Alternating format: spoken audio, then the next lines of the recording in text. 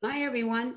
My guest today is an artist. Now, she has been on the show before, and we were going to talk about her art. However, the conversation just took a totally different turn. So now she's back again, and this time we will talk about her art. Ladies and gentlemen, Asiza Demetrian, welcome back to the show. Good morning. Thank you very much, Nancy, for inviting me again to your show. Oh, I'm happy that we were able to do it again because I don't know a lot about your art. So, and I would like to know more. First of all, I want to ask you, when did you begin doing art, and what kind of art is it? Well, I to go back to how I started drawing and painting. From what my mom told me, I started around 6 when I was 6 years old. And at the time, I've always started to draw only female figures. And that continued throughout my life. But I was always questioning about why am I always drawing figures of women? I never really understood.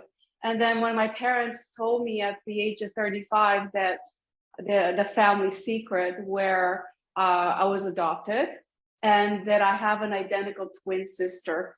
And I was adopted at age 4. Sorry, my dog is a senior dog, and she just came to my room here, and she's coughing, and I apologize for that. No. So my parents and they told me that I have an identical twin sister, and then I had that aha moment where I realized, oh my goodness, that was the reason I've been drawing the female form, because I was adopted at 4. And then at age 5, I was reconnected with my sister, and she came to visit at my new home in Bucharest, which is the capital city of Romania, for about a week. And apparently we had the most wonderful time together. We would jump on the beds together, laugh, scream. It was just apparently. And my mother took photos of us, and that was probably the only photo I've had of my sister in that time. And I saw that photo of her throughout the years. But the thing is, with that photo, we both had two separate, our styles of hair was so different. Mine was a different cut than hers. And not too long ago, actually, I photoshopped my hair onto her, and we look identical, because at the time I thought she was a cousin. See, that's the thing. That's what I was told, that she was a cousin. And so I think what happened after a week, she left, and that's when I started to draw. Like, I started to draw figures, and I never understood it. And it totally made sense that it was my way to keep the connection with my sister, because I think that it was so hard to lose her. And I replaced her through my drawings. My connection with her was through my drawings, and I continued that throughout the years. And I always felt something that I was missing from my life. And it's interesting, I always said I wish I had a sister. I wish I had a sister. But and my wish came true. She was there all the time. Yes. So what do you paint with acrylics, with oils, or what do you use? I mostly use acrylics because I love to work fast. I like to work spontaneous. I like things to dry fast, and I sometimes I work with mixed media. I use oils too a little bit, but I would say mostly are drawings and acrylics. And for many years, I mean, even though I wasn't a fine artist throughout the years. Actually, I have a degree in the visual communication. I studied at the Alberta College of Art, which now is Alberta University in Calgary, Alberta. And I have a visual communication degree, which is like graphic design. And that's what I practiced throughout my life. So, but on the side, will always be drawing, a little painting, just to keep my passion alive. And so even though throughout the years, after I found out that I was adopted, of course, a lot of times my parents didn't want nobody to know about my twin.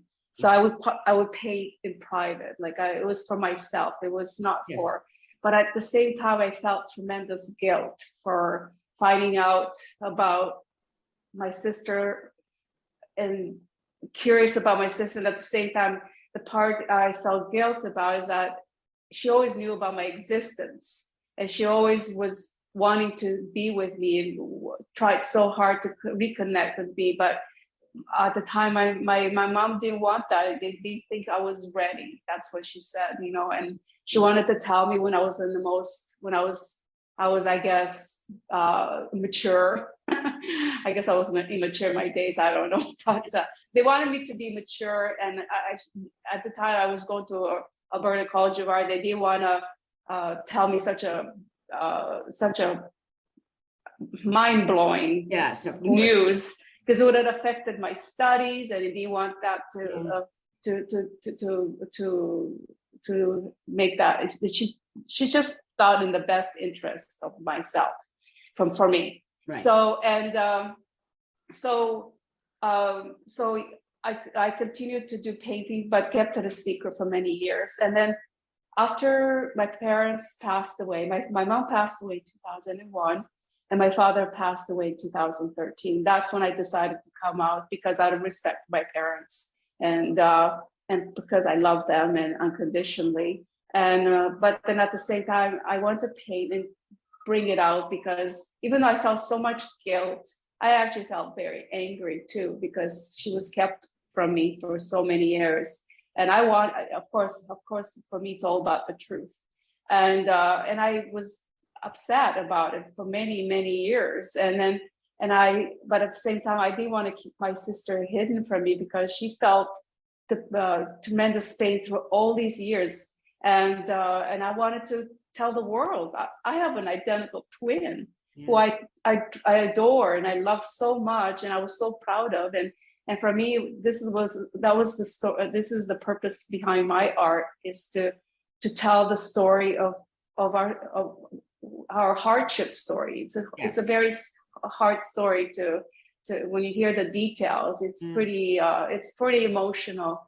And but at the same time, I was so proud, and I want to show the world about who my sister is. And that's really the main focus of my art it came natural, subconscious. It's something that evolved through since I was 6. It's not something that I just did in the last 10 years. It's always been there for so long. And but my styles is so different now, because when I started to paint, I actually wanted to paint more like a naive style art, because I wanted to put myself into the mind of a child, where like creating that feeling of how it was at the time when I was growing up, with the subconscious thought of my sister, and I wanted to kind of capture that essence of how that missing link and missing puzzle,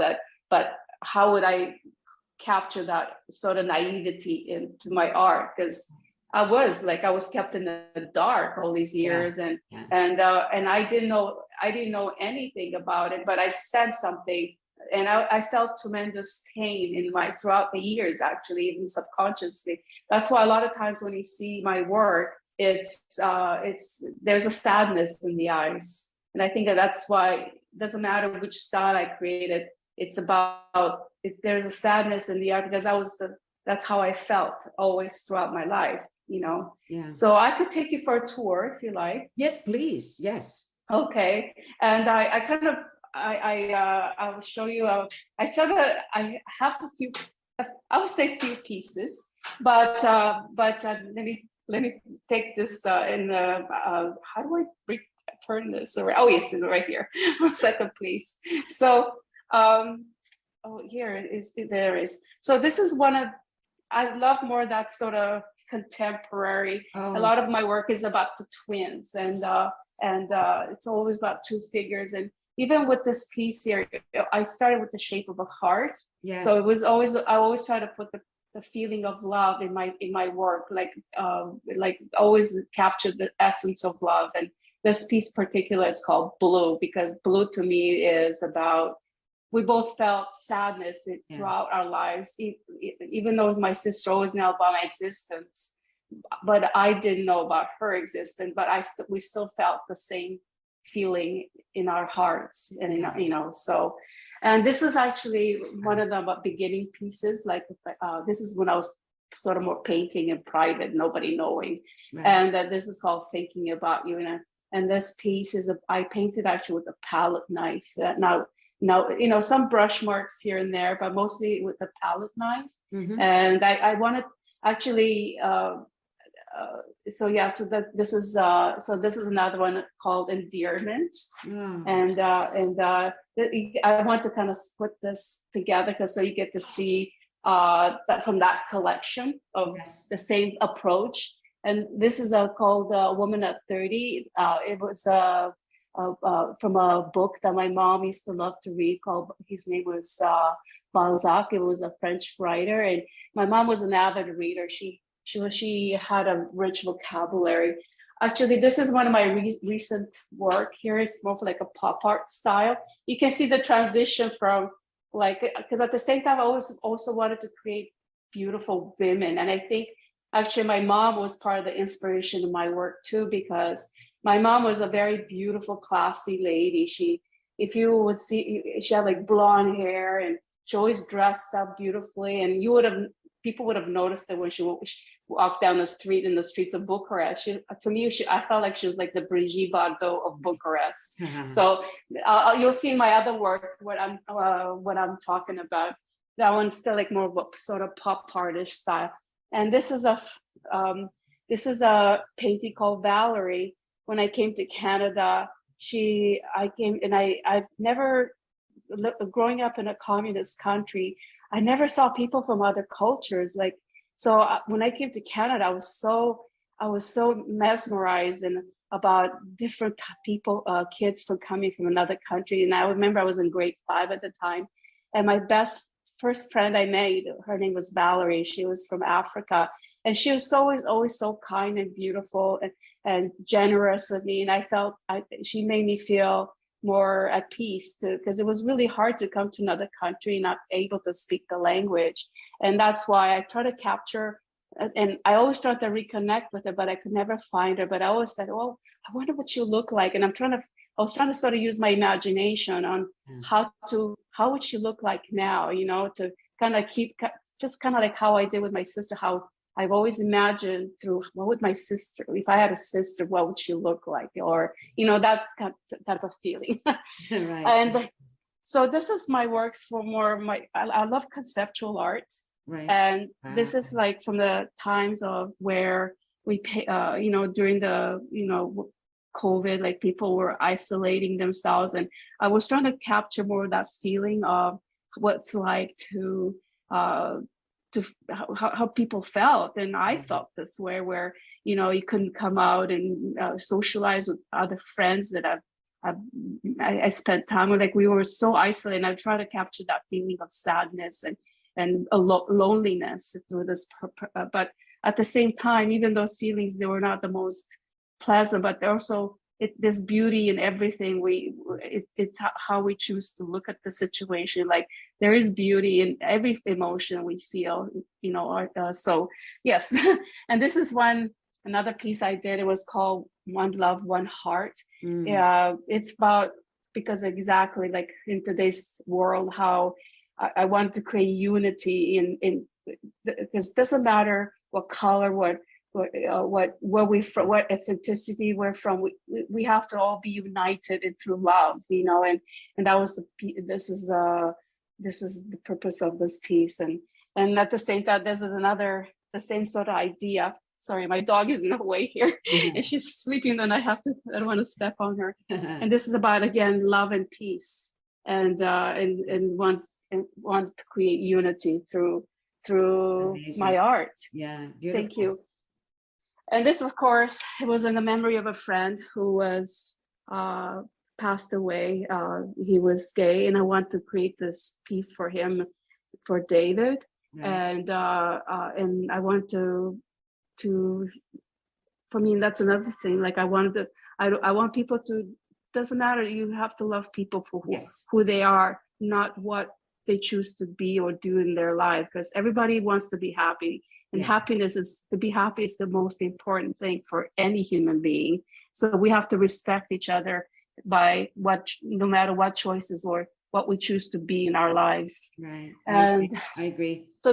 so this is my studio. This is where I create, and this is my mess. But I love. I actually, this is very clean. Yeah, it doesn't look But bad at all. yeah, so that's a work in progress. But I'm gonna finish it eventually. I'll be busy with doing some other work at the same time. So here's some other collection of my work.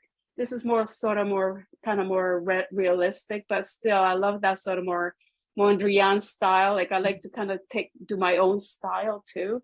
Yeah. This is a portrait of one of my favorite artists. Her name is Frida Kahlo. Right. She's I kind of studied her, and I want to create that sensuality of who she was. She was a very vibrant woman, and if anybody knows who she is, she's one of the most amazing female artists and Mexican artists. Mhm. And sorry, Okay. sorry. Oops, where'd you go? Well, I'll have to get her back in here. She just sort of popped out. Probably just hit the wrong button. So I just have to wait for her to, but her work is like so absolutely beautiful. I'm sure you found that as well. And very, I think, recognizable. If you've seen her work, you would recognize any of her new work. Yeah, I don't know if she's going to come back in or not. She might have trouble doing it, but hopefully it will happen. Oh my goodness, sorry people. So what I'm going to do is I'm going to shut this off and see if I can get her back on. Okay, but if not, I'm going to air this anyway. And so I'll just end this as if I'm really ending the show. That was Asiza Demetrian, and I will share her information. Okay, so thank you for watching, everybody.